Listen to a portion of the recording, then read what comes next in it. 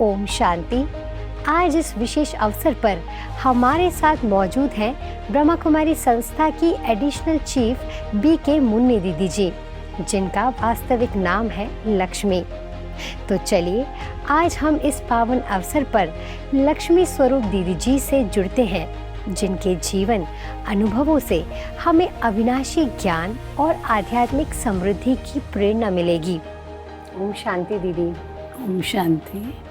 दीदी, जैसा कि हम सभी जानते हैं कि आपने कोलकाता की आपका जो परिवार रहा है वो बहुत ही धार्मिक और संपन्न परिवार में आपका बचपन बीता है। तो दीदी, आपके बचपन की कोई ऐसी खास यादें जो आप हम सभी के साथ शेयर करना चाहें? बचपन में मैं, जैसे आपने बताया, तो धार्मिक और संपन्न परिवार में मैंने जन्म लिया। मेरा जन्म धनतेरस के दिन हुआ था। तो मेरे को सभी कहते थे लक्ष्मी घर में आई जी। इसलिए मेरा नाम भी उन्होंने लक्ष्मी रखा। जी। लेकिन मेरे पिताजी मुझे मुन्नी कह के लाड प्यार से जी। पालते थे। पालते तो सभी थे, लेकिन पिताजी का स्पेशल बहुत बहुत प्यार था। जी। और इसी प्यार में मैं घर में पली और पढ़ी लिखी, जी। बहुत इंटेलिजेंट थी, एक्टिव थी, ऑलराउंड थी। हर प्रकार की मेरे को जैसे जीवन में सब कुछ भरा हुआ था। जी। स्कूल में भी जब मैं पढ़ती थी, 10 क्लास तक पढ़ी मैं, फिर बोर्ड का एग्ज़ाम दिया तो मैं फर्स्ट आई थी। उसके बाद में मेरा अंदर से वैराग्य था। जी। तो मुझे शादी नहीं करनी है और मुझे कुछ ऐसा बनना है जो मैं खूब देश और दुनिया की सेवा कर सकूं। तो मेरे पिताजी एक दिन मुझे एक आश्रम में ले गए, जहाँ पर 2 ब्रह्मा कुमारी बहनें थी। जी। एक संदेशी दादी थी जी। और एक भारती दीदी थी। जी। तो उनको मैंने देखा तो मुझे बहुत अच्छा लगा। और जब मैं क्लासरूम में बैठी जी। तो जैसे शिव बाबा की लाइट मेरे को बहुत प्रेरणा दी और ऐसे लगा जैसे शिव बाबा की लाइट मेरे ऊपर पूरी किरणें डाल रही है और मुझे अपने में समा रही है। तो मेरे मन से ऐसा ही निकला। आज मुझे वो मिल गया जो मैं चाहती थी। और दोनों बहनें भी जो थी उन्होंने मुझे बहुत बहुत प्रेम दिया। दादी निर्मल शांता जी ने भी मुझे बहुत बहुत प्यार से पाला। हर तरह का मेरा ध्यान रखती थी। तो मैं लौकिक अलौकिक में बहुत बहुत प्यार प्रेम लाड से पली हूँ और वही मेरे को आगे बढ़ने में बहुत मदद किया है। बहुत सुंदर। दीदी, आपने जैसे बताया कि आप इस प्रकार से ब्रह्मा कुमारी के संपर्क में आए, उसके बाद दीदी किस क्षण आपको लगा कि मैं अब अपने पूरे जीवन को इस यज्ञ में समर्पित करूं? कौन सा क्षण था? वो मैं साकार बाबा से मिलने के लिए जी। मैं 66 में ज्ञान में आई थी, जब मेरी उम्र 13 साल की थी। और फिर मैं साकार बाबा से मिलने के लिए यहाँ पर 67 में आई थी। तो मैं बाबा से बाबा के साथ भोजन कर रही थी तो बाबा ने मुझे कहा, बच्ची तुम कितना पढ़ोगी, बीए पढ़ोगी, एमए पढ़ोगी, डॉक्टर बनोगी? तो बस तुरंत मैंने बाबा को जवाब दिया, बाबा मेरे को जितना पढ़ना था पढ़ लिया, अब मैं कुछ नहीं पढ़ूंगी, अब आपकी सेवा में ही लगूंगी, विश्व की सेवा में लगूंगी, यही मेरी अंदर की चाहना है। तो साकार बाबा से ये मैंने कहा। फिर मैं बोर्ड का एग्ज़ाम देना था तो कलकत्ता जाके 67 पढ़ी और बोर्ड का एग्ज़ाम दिया, फर्स्ट आई। फिर 68 में मैंने पढ़ाई छोड़ दी और मैं फिर सेंटर पे थोड़ा रही, थोड़ा बाबा से भी मिलने आई और बाबा का भी बहुत प्रेम रहा। जब मैं यहाँ से जाने वाली थी माउंट आबू से अपने लौकिक घर, तो बाबा ने मुझे बुलाया और स्टॉक में भेजा। तो वहाँ से मैं एक रुमाल लेके आई। तो बाबा ने कहा, बच्ची बस यही सौगात लोगी? मैंने कहा ये तो मेरे लिए बहुत है। फिर बाबा ने मुझे गले लगाया और बोला, इस बच्ची को मैं मधुबन में रखूँगा और ये बाबा का भंडारा संभालेगी। तो ये बाबा का वरदान है मेरे प्रति और आशीर्वाद है और शक्ति है, जो आज मैं संपन्न परिवार को छोड़ करके और कलकत्ता को छोड़ के और बाबा के पास आ गई माउंट आबू। और यहाँ मैं 56 साल से रह रही हूँ दादी दीदियों की पालना के नीचे और आगे बढ़ रही हूँ। हर प्रकार की जो दादी दीदियाँ मेरे से चाहती है वो मैं करती हूँ और खुश रहती हूँ। दीदी, आपने जैसे बताया कि दादी और दीदी की पालना में आप रहे हैं और हम सभी ने देखा है कि आप उनके अंग संग भी रहे हैं और उनके सानिध्य में आपने दीदी कई सेवाएं की हैं। तो दीदी, उनके साथ के कोई ऐसे प्रेरणादायक अनुभव जो आप हम सभी के साथ शेयर करें, दादी प्रकाश मणि जी और दीदी मनमोहिनी जी के साथ के अनुभव? ऐसा है तो अनुभव तो बहुत है, लेकिन जैसे दादी प्रकाश मणि जी और दीदी मनमोहिनी जी थे, तो मेरे को दादी जी ने एक ही मंत्र दिया, आज्ञाकारी, वफादार, फरमानदार, ईमानदार, फेथफुल, सच्चाई और सफाई, एक बाबा दूसरा नाम। तो ये 7 जिसको कहें वचन, ये हमने दादी जी को दिए और इस पे मैं पूरा चली निरंतर। माना संपूर्ण सच्चाई, सफाई, संपूर्ण आज्ञाकारी, वफादार, फरमानदार। दादी जी कुछ भी मुझे कहती थी मैं वो कार्य करके आती थी। दादी जी को पता भी था मुन्नी को कुछ भी बोलेंगे तो वो करके आएगी और मैं करके भी आती थी। तो दादी जी का बहुत बहुत प्यार रहा।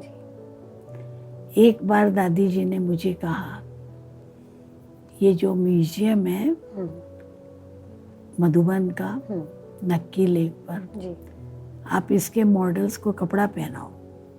तब म्यूजियम बना ही था। ये 69 की बात है। अच्छा। जब मैं यहाँ रहने के लिए आई थी, परमानेंट रहने के लिए। तो मैंने कहा मेरे को तो आता नहीं है, मैं अपना ही कपड़ा नहीं पहन पाती, दादी कहती है ना, तुमको सब आता है, अच्छा। तुम पहना क्या होगी। फिर मैं बाबा को, दादी को याद करके, जी।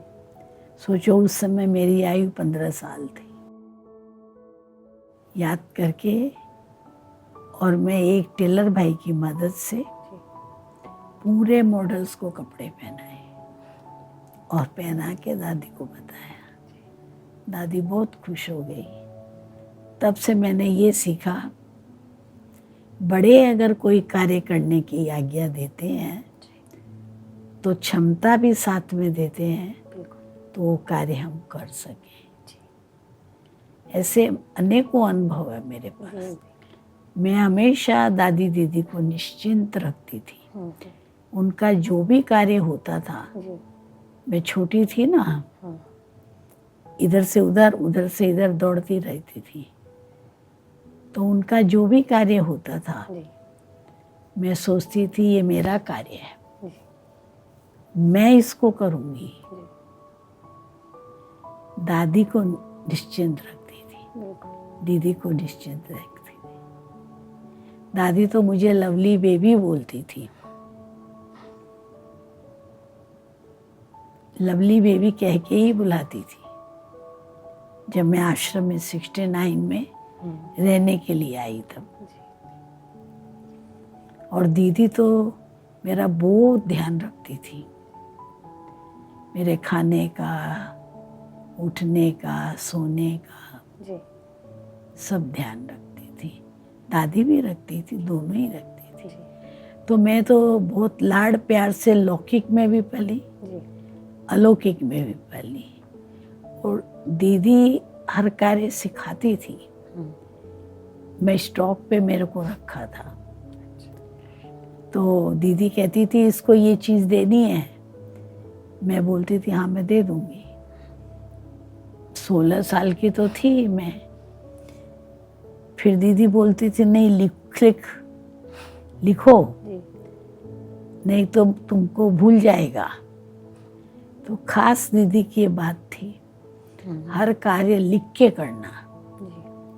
अगर मुझे भी कोई कार्य करना है तो मैं भूल ना जाऊं, तो मैं लिखती हूँ। आज भी लिखती हूँ हर कार्य, और लिख के ही करती हूँ। तो दीदी जी ने बहुत बड़ी शिक्षा दी, लिख के हर कार्य हमको करना है। ऐसे बहुत बातें हैं दादी दीदी की। बिल्कुल। दीदी, जो आपने ये बताया कि 56 वर्षों की दीदी आपकी जो पूरी यात्रा रही, तब से लेकर अब वर्तमान में आप ब्रह्मा कुमारीज की एडिशनल चीफ बन गए हैं, तो दीदी अब इस जिम्मेवारी को आप कैसे देखते हैं और आपकी क्या प्राथमिकता है दीदी? देखो ऐसे है ना, मैंने आपको बताया भी जी। तो मैं जब से बचपन से 16 साल की उम्र से यहाँ रही हूँ, जी जी, तब से लेकर के मैं दादी जी के, दीदी जी के कदम पे कदम, कंधे से कंधा मिला के चली हूँ जी। बिल्कुल अलग नहीं। दीदी जी तो 83 तक ही थे, फिर चले गए बाबा के पास। फिर दादी जी के साथ ही मैं रही पूरा जीवन। जी बिल्कुल। तो मैं हर बात जो है पहले से ही करती रही, फॉलो करती रही। मेरे अंदर ये भावना थी जी। तो मुझे दादी जैसा बनना है। इसमें कोई चीफ और एडिशनल चीफ की बात नहीं थी मेरे अंदर। जी बिल्कुल। लेकिन जैसे दादी सबको संतुष्ट करती है, खुश करती है, हर बात कैसे सबसे मिलती है, कैसे सबको समर्पित कराती है, हर बात में मैंने दादी जी को फॉलो किया, हर बात में। जी। तो मैं बचपन से ही उनके कदम से कदम मिलाकर चली हूँ और हर बात में मैंने दादी जी को फल, मेरा ज़्यादा जीवन तो दादी जी के साथ बीता ना, जी। तो हर बात में मैंने उनको फॉलो किया। 40 साल मैं दादी के साथ रही। फिर दादी अव्यक्त होने के बाद बाकी यज्ञ में अभी रही। 19 साल हुए हैं दादी जी। तो मैं दादी जी को हर बात में फॉलो करती आई। साथ में उनके हर कार्य को मैं अपना कार्य समझती थी। और मैं दादी को कहती थी, आप मुझे बताओ, मैं करके आऊंगी, आप निश्चिंत रहो। तो दादी जी मेरे को बता के निश्चिंत हो जाती थी। और मैं जितनी मेरी बुद्धि थी उसके साथ दूसरे की बुद्धि जोड़ के वो कार्य करके आती थी। पर मेरा लक्ष्य अपने आप से यही रहा, तो मुझे दादी समान बनना है। इसी लक्ष्य से मैं कदम पे कदम फॉलो किया। जी। अभी क्या अनुभव मैं सुनाऊं, इतना अनुभव है मेरे पास उनके साथ का, आप पूछो मत। दादी जी कैसे निमित्त बन के चलती थी। बाबा करन करावना हमने सीखा। आज मैं निमित्त बन के चलती हूँ। निर्माणचित होके दादी चलती थी। माना हर एक को मान देना, हर एक को सम्मान देना, हर एक को रिगार्ड देना। जी। हमने 100% दादी को फॉलो किया। जी। दादी जी कितना निर्मल वाणी थी, मधुर और मीठे वचन, मुस्कुराती रहती थी। उनकी जैसी मुस्कुराहट तो किसी के पास है ही नहीं। सदा वो मुस्कुराता चेहरा मुझे याद आता है। दादी जी का मंत्र था, जी। कम बोलो, मीठा बोलो, धीरे बोलो और सोचो। तो दादी जी को बचपन से ही फॉलो किया। जी। आप सोचो 40 साल मैंने फॉलो अप किया। उनके जाने के बाद फिर जी। अभी 56 साल मुझे, 69 से हूँ मैं यहाँ। तो 55-56 साल हुए हैं। जी। बाकी ऐसे ही जी। दादी जी के सिवा पहले दिन से ही दादी जी जब शरीर छोड़े तो पहले दिन से ही जी। मेरे अंदर लक्ष्य रहा। जी। ये दादी कॉटेज है, इसमें दादी जी बैठी है। और सबको ये भासना आनी चाहिए हम दादी से मिल के आए। इसी प्रकार से मैंने अपनी लाइफ ईश्वरीय सेवा में लगाई।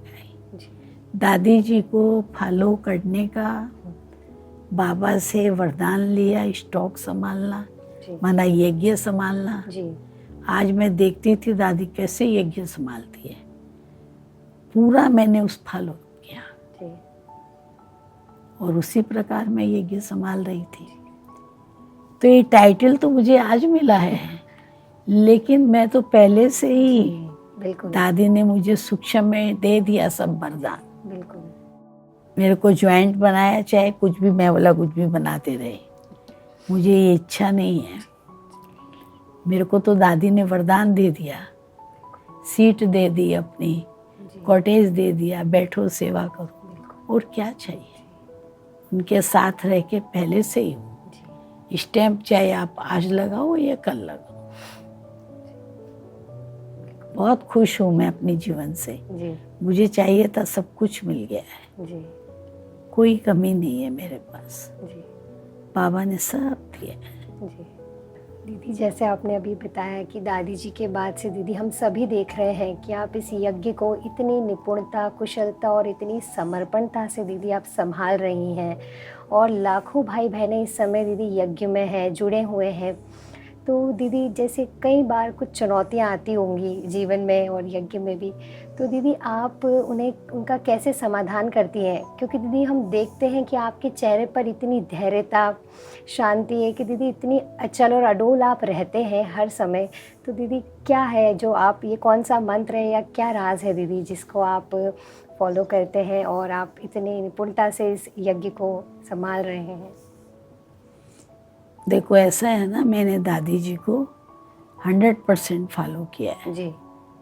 और सब वरदान प्राप्त किए हैं, आशीर्वाद प्राप्त किए हैं। जी। सदा मेरे सिर पे दादी जी का हाथ है और मैं कोई भी कार्य कर, बाबा का भी हाथ है मेरे सिर पर, जी जी मैं कोई भी कार्य करती हूँ जी तो बाबा से और दादी जी से वेरीफाई कराती हूँ जी मैं जो ये कर रही हूँ ठीक है।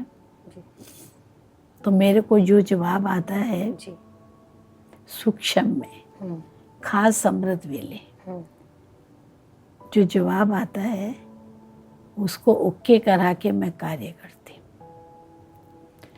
और अभी प्रैक्टिकल में देखा जाए तो यज्ञ से सभी बड़े जैसे वतन में बाबा के पास चले गए हैं तो ऐसे लगता है तो बाबा ने इस यज्ञ को, छोटे से पौधे को लगाया, दादी दीदियों ने सींच के इसको विशाल भट्ट वृक्ष तैयार किया, बिल्कुल बिल्कुल देश विदेश की सेवाएं सब कुछ, जी और अब वो भी वतनवासी बन गए जी और अब बोलते हैं हम्म इसमें जो डाल डालियां पत्ते फल फूल जो भी है वो बैठ के संभालो। तो हम उनको कहते हैं आप संभालने की शक्ति भी प्रदान कर दो।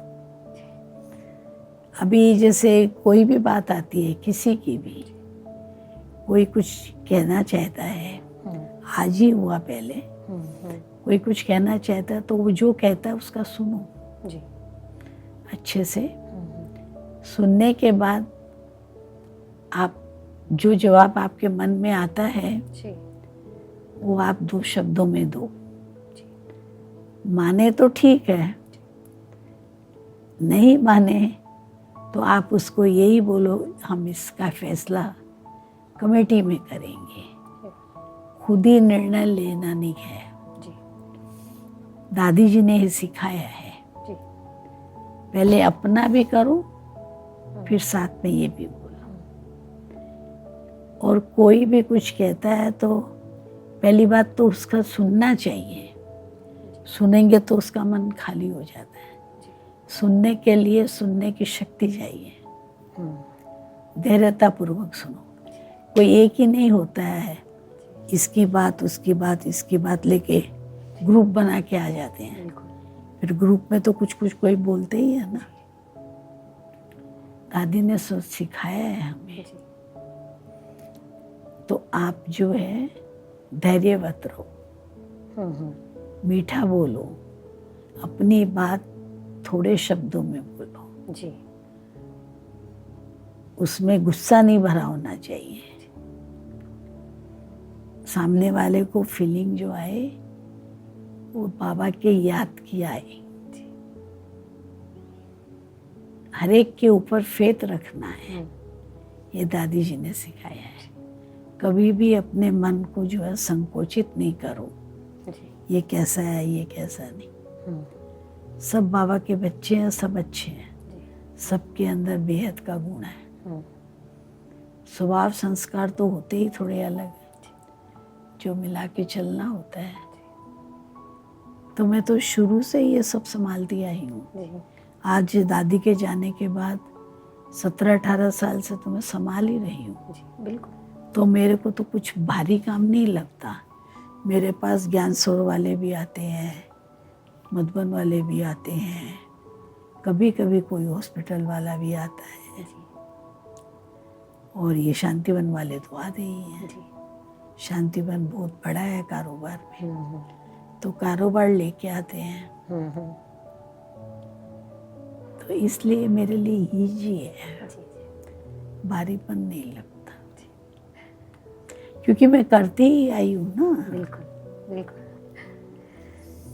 दीदी, वर्तमान समय पूरे मधुबन निवासी जैसे बाबा की प्रत्यक्षता को देखते हुए और समय की समीपता को भी देखते हुए दीदी, सभी मधुबन निवासियों को दीदी विशेष किस पुरुषार्थ पर ध्यान देना चाहिए? सभी मधुबन निवासी ही नहीं, पूरे विश्व के ब्राह्मणों को जी भी। जी अभी समय बहुत कम है, जी अभी हमको वापस घर जाना है, अब हमारी रिटर्न जर्नी है, जी अब हम घर जा रहे हैं। तो देह सहित दे के सर्व संबंधों को भूल एक बाप को याद करना। हमारा कहीं भी लगाव झुकाव नहीं होना चाहिए। और बाबा जो हमसे चाहते हैं, संपूर्ण बनो, कर्मातीत बनो, फरिश्ता बनो, अब हमें वो पुरुषार्थ करना है। कर्मातीत बनने का पुरुषार्थ करना है। तभी आने वाले समय को हम देख सकेंगे।